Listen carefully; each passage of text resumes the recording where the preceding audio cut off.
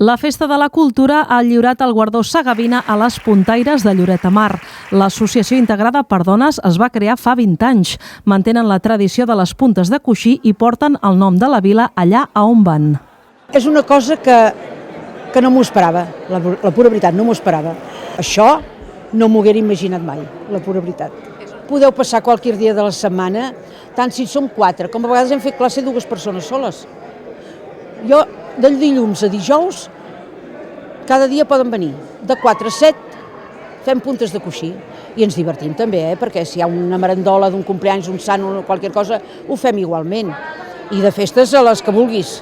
El Sagavina és el màxim reconeixement cultural que s'atorga a Lloret. Molt content perquè l'associació fa molts anys que treballa mantenint aquestes puntes de coixí i a més, més enllà de la tasca que fan de manualitat, fan una feina al nucli antic, donant-li vida en uns carrerons a les tardes d'estiu amb totes les portes obertes, que totes les famílies que passegem per allà en podem gaudir, sempre tenen un somriure per tothom. La Festa de la Cultura ha permès entregar un seguit de premis com el concurs de literatura de viatges. Un alumne de l'Institut Escola n'ha guanyat 2, de narrativa i poesia.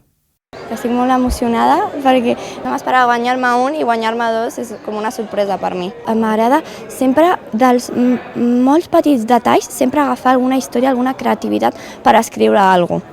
La ballada celebrada aquest dijous en el teatre ha comptat amb un seguit de reconeixements a escriptors i a persones vinculades amb la cultura com l'actor Fermí Reixac, a més d'un parell d'actuacions musicals.